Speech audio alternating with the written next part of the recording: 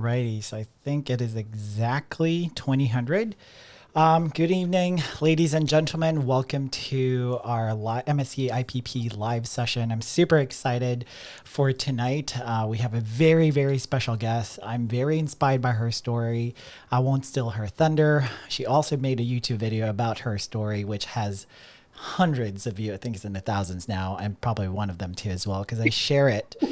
She has a very, very special story because unlike most of us Mustangs in the MSc community, she is not a corpsman, not from the medical field. So I think she is the perfect person to talk about this topic today. She actually said like, hey, let's do a topic about separating yourself from the pack, right? How do you do that?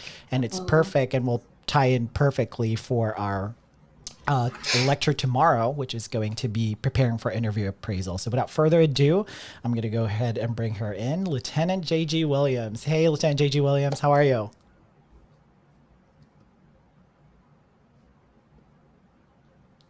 LT, are you there?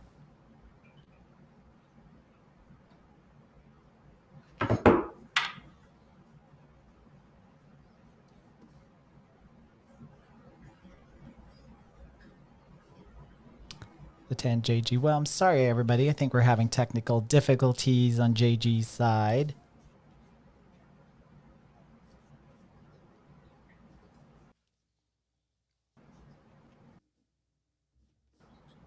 This is the issue with technology because sometimes it hangs up.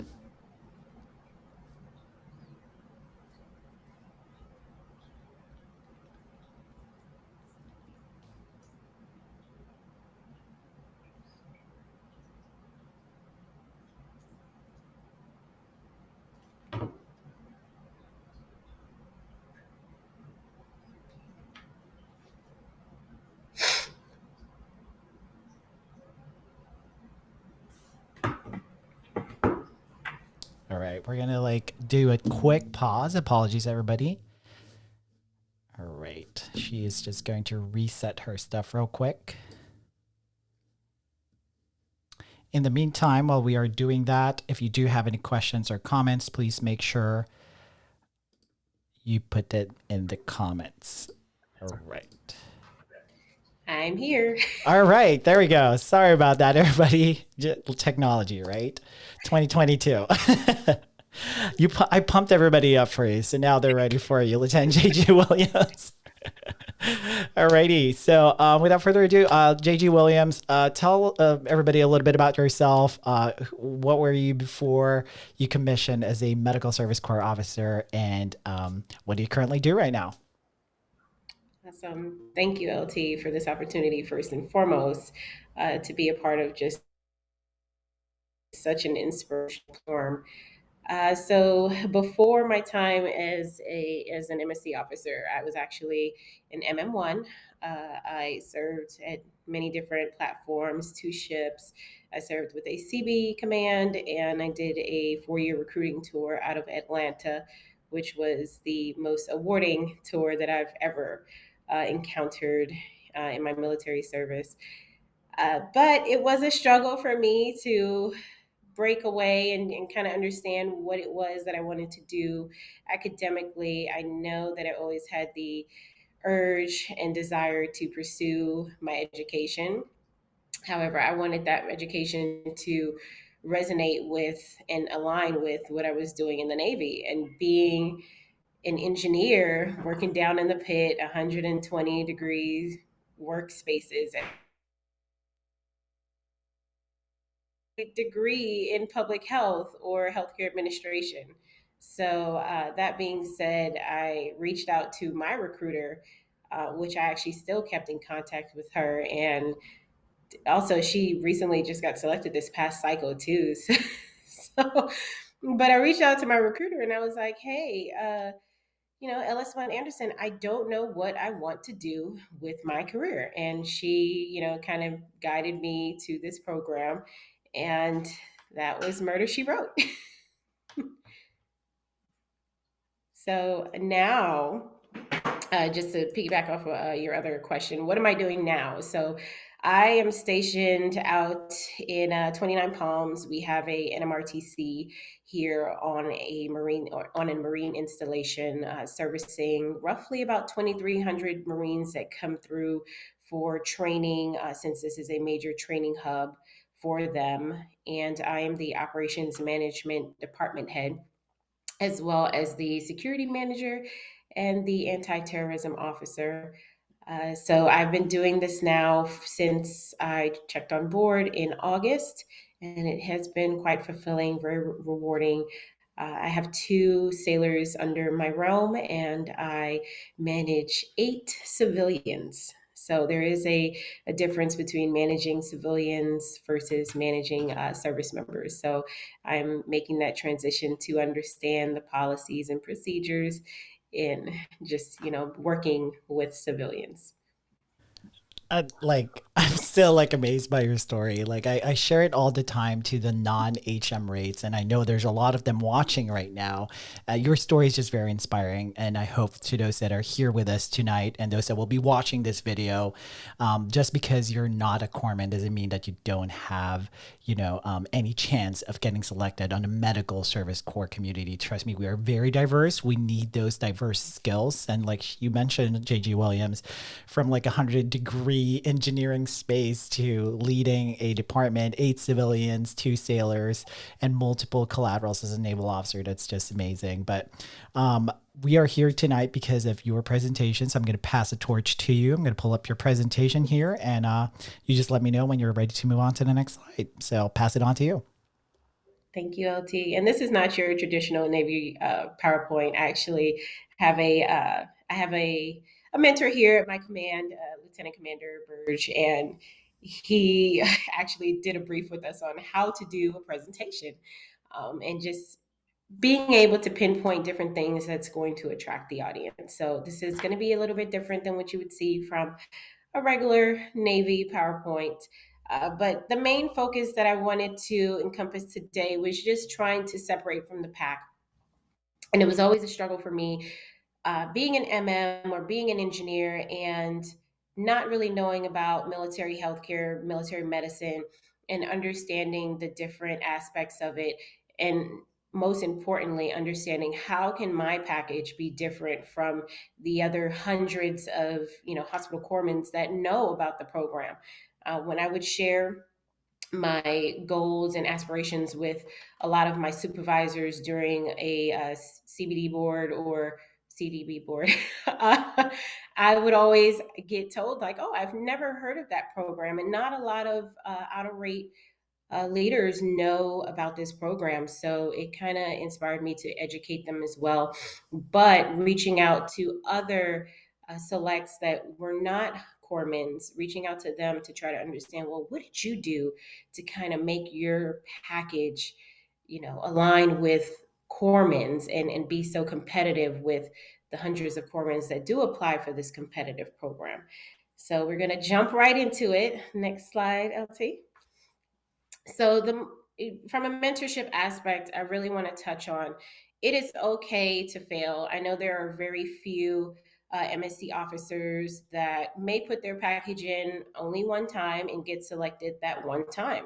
And then you have other sailors that may try 5, 6, 7 times before they finally, get selected. So there is no harm in trying multiple times. And the key to that is exposing your package to every single mentor that you may come across, every single MSc officer that may be invested in you, but also having a bio, also having that package readily available. So, in the event that the conversation comes up with your goals and your aspirations, it's easy for you to say, yes, sir, yes, ma'am, I can send you my package in 5 minutes or 10 minutes.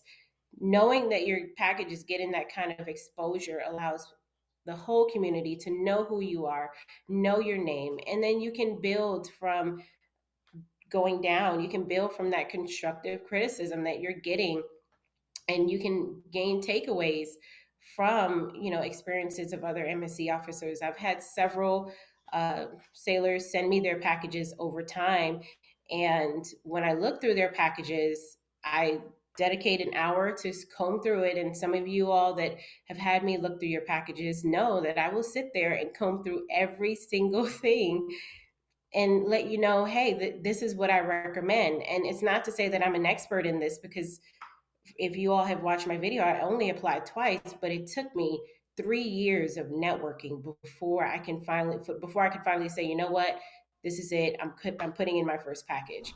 But definitely making sure that your package is being exposed. Do not shoot from the hip. That's the last thing that you want to do. If you're ever in doubt, reach out to Ms. Kemp, reach out to HM1 McLean. They are great resources in helping you with any question that you may have. I know it can be essential to reach out to selects that were, recently picked up, but do understand that the program changes, the requirements change, the structure of the application may change. So the best alternative is always going to be to reach out to the horse itself, or from the mouth of the horse itself, and get those answers that you're needing. Outside of that, just understand that you're going to be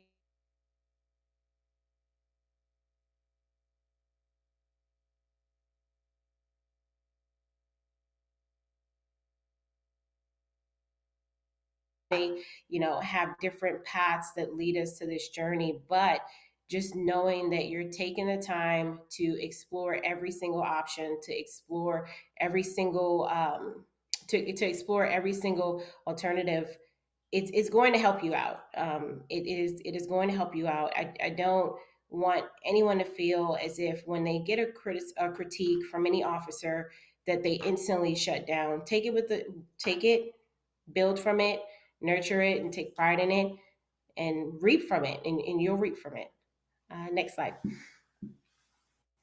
So let's get into the nitty gritty. The impact of others is a critical part of your package. Mentors, mentors.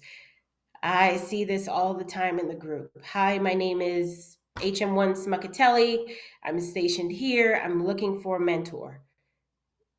You shouldn't have to ask for mentors in a group. You have so many other alternatives at your disposal. I'm sure that you may have hospitals, you may have smaller MTFs. You have a community at your disposal where you can go out and reach out to those officers one on one. And I will tell you from experience, when I first started this journey, I reached out to officers through LinkedIn. I combed the MSC pages, and when I would see other officers respond to other comments and whatnot, I would privately send them a message, because I just wanted that connection to be a little bit more authentic. Or it took me 3 years to build that up. It took me 3 years working with my mentors. I knew that my mentors were vested in me when they started giving me homework. uh, Not being a corpsman, it's like having to relearn a whole new rate in a sense. So diving into policies, diving into transitions of where Navy medicine is now and where Navy medicine is going to be in the future was a big thing for me. And I think that's one of the things that contributed to how well diverse my package was, because although I was an MM, I still had that knowledge from my mentors who gave me homework. And I never stopped following up with my mentors. Even till today, I still send my mentors random emails, just, hey, following up, here's what I'm doing now. Here's what I plan on doing in the next 6 months, 12 months, or whatever may have you. And the same can be said if you're an applicant going through this process. Hey, ma'am, hey, sir, here's where I'm at with my personal statement. Here's where I'm at with, I just received a new NAM. I'm adding it to my package. Or, hey, I've updated my bio. Can you take a look at it and tell me what you think about it? And do understand, a bio is not a requirement for you to submit with your package. However, it is something that you can present, as I said before, to mentors that you meet, or when you're going through your interview appraisal process, so that those officers have somewhat of a background of where you're coming from and what you're about. The next thing with your ECM, in when you're writing up your 1306. For me, my ECM MMC Jones at the time, She was very on board. She was on board with me submitting my package. Luckily, when I submitted it the second time, she was still my ECM, or I take it back. My apologies. My detailer, MMC Jones, was still my detailer when I was submitting my package. So it helped bridge the gap. When I spoke with her, I let her know my intentions over the phone. I sent her a formal email also letting her know my intentions. And when I routed up that 1306, what I believe set my package apart, I had my CO scribble his her blurb on, why I should be a part of an officer community. And I think just those 3 or 4 sentences on the last page of the 1306, or second to last page on the 1306, really helped my ECM and my detailer understand, oh, okay, this commanding officer is vouching for MM1 Fortune to go ahead and put in this package. Lastly, my CO's endorsement, my letters of recommendations, my appraisals. I never, ever, ever looked at an officer as, yeah, that's going to be a letter of recommendation. I looked at an officer as if they were my mentors. Because at the end of the day, when I get selected, in my mind, if I got selected, they were still going to continue to be my mentors. So I always looked at them as that chain of growth. And that's how you all have to look at your mentors that you're selecting. Don't ever look at an officer as, oh, they're going to write me a letter of they're going to do an appraisal on me, or they're going to write a letter of recommendation. You want to be able to build that connection with them, because from what I've been told, the board can see a difference between fluff versus the facts of your write up. And the same thing when it comes to the CO's endorsement. I've read some CO's endorsements, and I understand that we may write those endorsements for our COs so that way they can chop and screw it to their liking. But when we're writing these CO endorsements, let's go ahead and state the facts. It doesn't have to be like an eval write up or a fit rep write up if you're a chief, but it does have to have facts. You can sit there, you can have you can have some fluff, but make sure that fluff is backed up with facts. Prime example, if you're saying, this sailor has, had diversity and had, he or she has held diverse assignments, the next sentence should state what those diverse assignments were, not necessarily just one whole paragraph about leadership and diversity and what the sailor can bring to the table with a whole bunch of adjectives and action words. We need to see the facts. And lastly, make sure that you know Navy medicine. I didn't know Navy medicine. Like I told you before, my mentors gave me a ton of homework. But through that, just like anything, even me being an engineer, I had a chief, and I would always ask my chief, MMC Taylor. He's now a chief warrant officer, but I would always come to him and I would say, Chief, what should the PSI be for the bromine? And he would tell me, go look it up. And I was like, oh gosh, Chief, okay. So, but by me going to look that information up, not only did I find out what the PSI needed to be like for the salinity, I was also able to find out other information about that system. So, knowing that you can go and just pinpoint that one word or that one program, it'll open you up to so much other information that you'll be able to grab. So, when you're doing these appraisals, and an officer may ask you about a particular program, you at least have some sort of insight on the basics of what that program is. And I will tell you, being an MM or ABH or a PS or whatever may have you, when you have an MSc officer who has a heavy medical background and they hear you shout out these terms that mostly corpsmen would know, they're going to be impressed. They are really going to be impressed. So just take that to heart, or take that and put it in your toolbox and store it in there for when you're putting your package together. Next slide. Administrative tips. So I've come across a lot of applications that I've been reviewing, and even in my own experience when I was putting my applications together, the biggest thing is always the program accreditation and not necessarily understanding what the nav admin may say or how it may belie the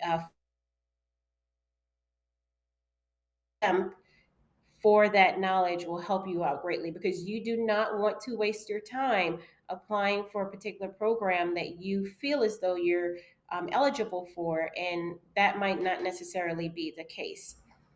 The second biggest thing I've noticed when reviewing applications is the PRT final score. So on the application, I'm thinking it's page 5, page 4, there is a PRT section on there. That final score should be a number. It should not be, well, of course, if you haven't had a PRT because of COVID, it would be validated or excused or whatever may have you. But if you have indeed conducted, you should have a score in there. It should be a score of 85 or 92 or whatever that number may be. I would recommend going to your CFL and asking for that actual numeric score, because that is what that application is asking for. It's not asking for you to list that you had an excellent low or a good high or anything like that. Is asking for an actual number. Next, bloom where you are planted. Again, I have never been stationed at any medical facility, any kind of medical billet ever until now. This is my first medical assignment. Bloom where you are planted. What that means is take up collaterals, take up any kind of program that you feel as though would relate to healthcare in any realm, whether it be a COVID team, whether it be SAPR, whether it be DAPA. It can be a variety of things. It can be the diversity team. Things that you feel as though, and of course, you can get this information from your mentors. Hey, sir, ma'am, what are some programs that you have at your facility? Hearing those programs will help you align what it is at your command and say, okay, well, I know we have something similar to that. Let me see how I can go ahead and be a part of that team. Because granted, you may not have that diversity in assignments, but just being able to show that you're blooming wherever you're planted shows that adversity that outside of being in healthcare. Lastly, addendums for the sections that have an overflow. So some sailors may have, well, in my case, 7 NAMs, and the application only accounts for 4 spots. Some sailors may have been in for 12, 15, however many years, and they may have an overflow of their assignments, their duty assignments. So just having a simple Word document to reflect that at the end, placing it at the end of your application, right after or right before your supporting documents, will help the board see that not only do you have the 4 awards that were slated in that area or in that application. Not only did you have these 5 assignments, but then when they flip to the last page of your application, then they open it up and they see, oh wow, it's a whole addendum of more awards and more assignments. They can see that diversity of the fact that, number one, you're worldwide assignable. Number two, you've been recognized by your peers, by your leaders, for all of these different accomplishments that led to all these different awards. And do keep in mind, the awards should be NAMS and above. Yes, you can put an MOVSM in there. Yes, you could probably put Sailor of the Year in there. But what we don't want to see are things like, Sailor of the Quarter, or those minute awards that you may receive just for slight recognition. We want to see an impact with those awards. Next slide. All right, not in healthcare, no problem. Again, I was not in healthcare. That was not a problem for me. I had that cross rate mentality. I had the ability to sit down, learn about Navy medicine, and try to expand my knowledge. I was able to, at one point when I was recruiting in Atlanta, we didn't have any MTFs near us at all. The nearest naval facilities was Kings Bay, and then there was a Marine facility. I want to say there was a naval clinic down in Albany. Albany was 250 miles away. Kings Bay was about it's about a 5-hour drive. That being said, I was able to talk to my CO, let her know, ma'am, this is what I plan on doing. Is there any way that I am able to go TAD, take the government vehicle, drive down for a day, 2 days, 3 days, and just get some hands on training, just to see a smaller MTF in operation and to understand what it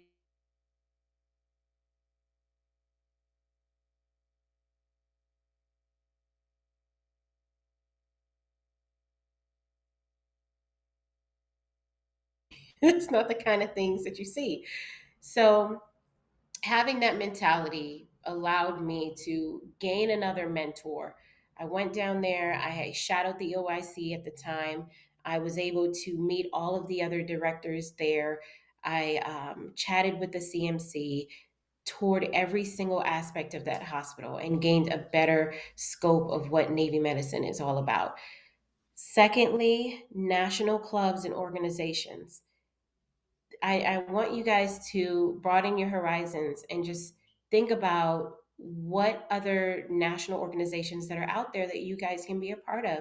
They have ACHE, they have Toastmasters International, they have many different honor societies, they have their sorority and fraternity groups that you can be a part of. These things are going to set you apart because it's showing that diversity, that you're able to be a part of these different groups. Not only that, most areas have MSC communities and MSC clubs. I know it's really big here in South California, and I know that it's very big on the East Coast. But just touching base with those MSC officers, a part of those groups, will definitely help you network. Volunteering and internships. For most of us that are applying for direct, and even those that may be applying for the training program, there are some opportunities for you to do those internships, again, because it might just be a part of your pipeline for you to complete your master's degree. But inputting that in your extracurricular activity, I want to say it's block 26, inputting that internship will again help the board see how diverse you are, how involved with healthcare you are. Extracurricular activities, again, when we talk about these extracurricular activities, you want to list activities that are going to align with Navy medicine. And it's going to, and you can also put things in there that may make you seem as a well-rounded person, such as, you coaching a softball team or a little league. That might be one of the bottom blocks that you might just want to put in there.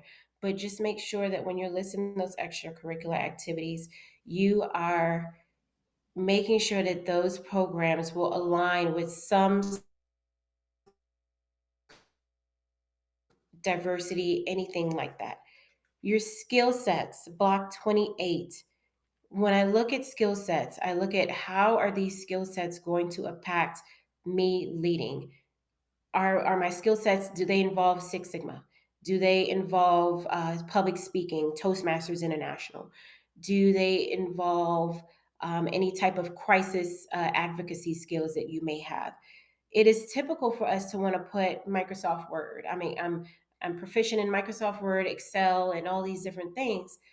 But and while that may be great, how is that impacting Navy medicine? It would be different if you stated that you were doing leadership briefs on how sailors can properly brief leaders, because that is something that you do as an MSC officer. You're constantly briefing CO, XO, CMC. You're at the BOD. You're at the ESC. You're doing these briefs. You're doing these presentations. You're drafting up do-ins and do-outs. So how is your skill set impacting Navy medicine? Next thing is junior officer courses. There's BROC. There's so many other junior officer courses out there that you can take advantage of. And if you're unsure, log on to JKO. Type in, medical service, and I'm sure you'll see tons of JKO trainings that you can do for customer service, diversity, reasonable accommodations. So many different things, so many different policies that you're going to be exposed to when you become a junior officer that you might not really know about. But again, getting that training from those courses, when you do your interview appraisals and you start talking about these different things, your officer conducting your interview is going to be very impressed, like I said before. So that is one way to definitely set yourself separate from the pact. And lastly, collaterals that are surrounding healthcare. We went over that before. Your DAPA, your SAPR. Definitely touching base with those, making sure that you hold some significant role in that, whether it might be divisional, departmental, or command based. Just making sure that you're capturing that is what you're going to want to do to go ahead and set yourself apart. Next slide. All right, so it's your time to shine. And as I was saying before, when it comes to those extracurricular activities, this was I took a screenshot of my application. And I know it may look a bit wordy, but it's nothing but facts in there. I have, the ACHE. I have my sorority. I have my internship that I did with the Georgia Department of Public Health. And this is what I mentioned before about expanding out to other organizations that you'd be able to come in contact with to be able to understand the business side of healthcare, not just with the Navy, but in the civilian sector as well. And as you can see in that bottom section, when we talk about special skills, I'm a certified Zumba instructor. I know it's weird. It's like, oh, you put that you're a Zumba instructor in your application. But that also aligns with CFL and being fit and just, being able to raise command morale. So again, it is going to impact, the command Six Sigma. We have that there. We also have Toastmasters International listed in the extracurricular activities. So, again, this is your time to shine. And just remember that this is not a package for the next rank. This is not, if you're an E6 or an E5, this is not for chief. This is not a of the quarter board. This is a package that you're putting in to show that you would be a critical asset as a junior officer and a future OIC or whatever goals, professional goals that you may have in the MSc community. This is to show how you will impact Navy medicine. And that brings me to the personal statement, the understanding your why, which Lieutenant J.G. McCauley touched on a couple of presentations back. Understanding your why. Get straight to the point. Let the board know why you are wanting to apply for this program. You can put your personal touch on there. You can talk about your grandmother and her health situations. You can talk about, experiences that you may have had with healthcare yourself, or maybe you had a close family member that might have had some healthcare disparities. Nonetheless, make those short, make it personal, but make it short because the board just wants to understand why. Though this, and do understand that that personal statement is broken down into three categories: the why, your goals, and your strengths. Should be three concise paragraphs capturing those three different things.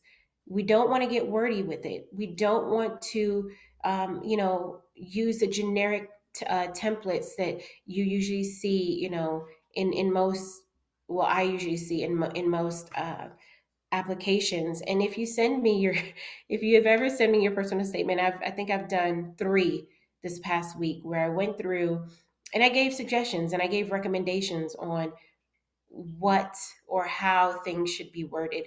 But do remember, this is your package. So again, if you get those critiques, just take those critiques and see how you can apply them to make it your application, because it's not mine, it's not Lieutenant JG Smuckatelli's, it's not Commander Smuckatelli's, it's yours.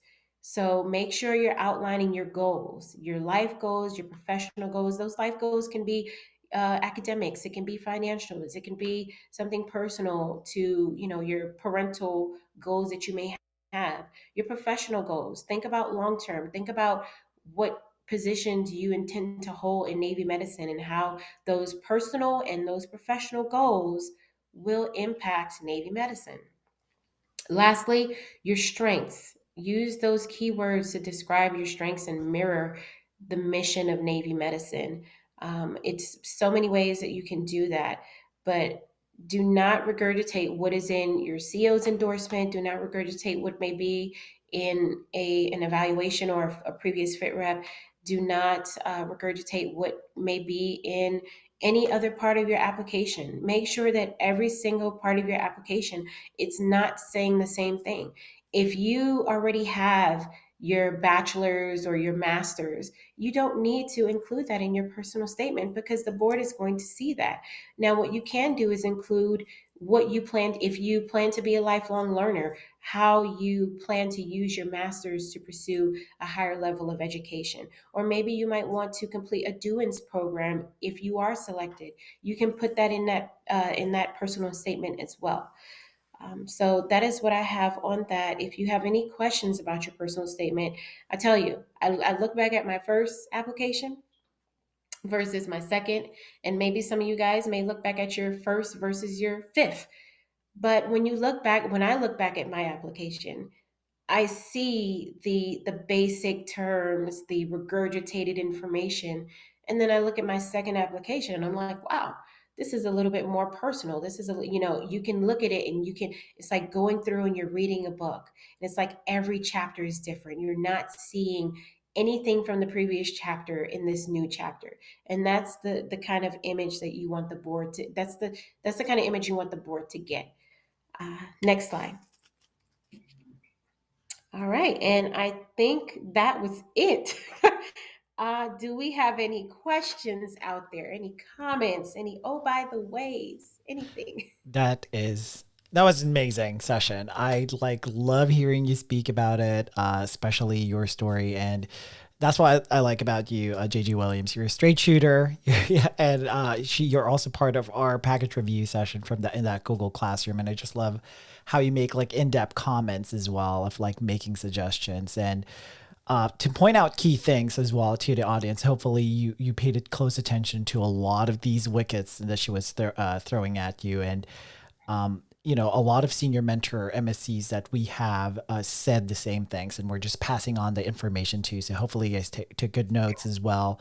I think my biggest thing that I wanted to point out there is the fact that, you don't have to be a corpsman to get involved within the community, to learn the community. There's other ways to do that. Like you said, asking to like, hey, I want to go to AD at this place for about a day or two, right?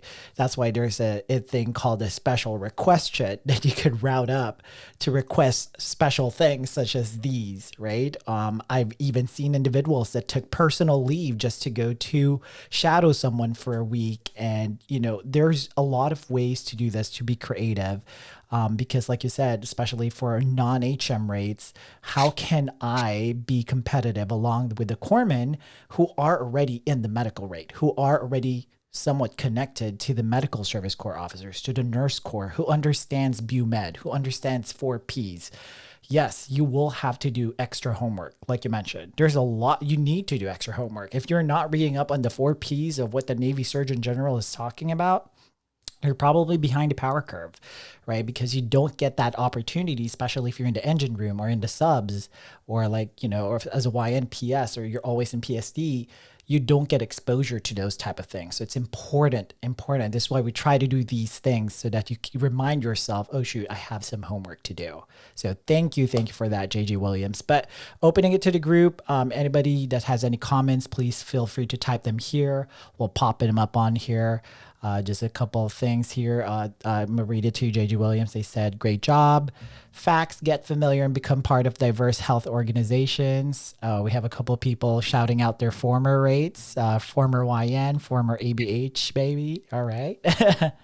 And GSMC Feliciano said, same ma'am, I'm engineering here, GSMC, a tough feat trying to network outside of the community. Definitely echoing what you said earlier as well. But do you have any parting words, JG Williams? Anything you want to give an advice to our aspiring MSCs, or maybe there's another MM1, MM2 out there trying to be like you? You went from MM1 to, department head of op man, managing 8 civilians, giving presentations to the board of directors, the triad. What's your advice to the future MSCs? Stay humble. Understand that when it is your time, it is your time. Pay attention to your package, minimize those distractions that you may have throughout the day, just to focus on your package whenever you get a chance. Comb through that personal statement, read it out loud to yourself. We have a habit of reading in our minds and we may miss certain grammatical errors.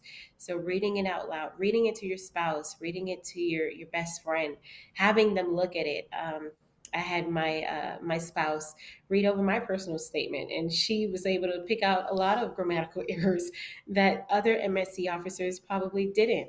So that and it's going to come. It is going to come. And just remember that you still have a job to do. You still need to bloom where you're planted. Keep doing your job because that is only going to enhance your package tenfold. And lastly, make sure you're taking care of yourself. I was actually on my Peloton the other day, and Yeah. my instructor said this motivational thing, and I was like, I'm going to take that and use it. I don't know if I copyright it, whatever. Um, but she said, we all get in a place where when our phone is on 10%, and we always have to scurry to find a charger. Oh my God, I got to find a charger. You could be at a restaurant and your phone's on 5%, and you're asking the waitress, oh my God, do you have a charger? I need some juice. But then we don't apply that same method to our personal and professional lives. When we need juice, we don't plug our bodies up to get that juice so that we can regroup. So just take care of yourself, your mental health. I know that the Navy, it's in a very operational tempo right now, but just remember to take time for yourself. Plug yourself up, find an outlet, whatever it may be, a positive outlet, whatever that may be, and then come back. It's okay to say to your leaders, hey, I'm not at 100%. I'm at 5% right now. My battery's in the red. I need to recharge. You'd get so much more respect and empathy versus, just not speaking up and telling anyone. And that is all I have. Perfect. Thank you so much, JG Williams. And thank you for everybody to tune in tonight. Appreciate your time. I know you just got done with a busy day, JG Williams. And for those of you that are at work in the parking lot in your car watching this video or probably listening to it, we do this on a volunteer basis out of our own time. No one's like, no one's promising us anything that we're going to get something at the end. Honestly, it's a pay it forward, right? So if you are applying for this academic year 2023 and you get selected, I promise you, every selectee knows this. Since I got selected, I will hunt you down and you will pay it forward. That's why I look at that list and I'm like, do they have a Facebook? You're next, right? And if you're an MSc officer and you want to chime in and you want to share it and pay it forward as well, this is not a Lieutenant Aaron Abreu show. It's like, I just love doing this. Feel free to do so. That's what Stephanie did and just kind of hit me up and like, hey, can we add this? I want to present this next because I think it's needed. So please feel free to do that as well for my brothers and sisters in the MSc community. Thank you so much. Happy Friday, everyone. Don't forget on Sunday, we have the how to prepare for interview appraisals. I'm super excited over that. And I think that's a critical part of the application process. Without further ado, thank you so much. Good night, everyone. Good night, JG Williams. Thank you and happy Friday. Thank you. Happy Friday. Bye. Bye.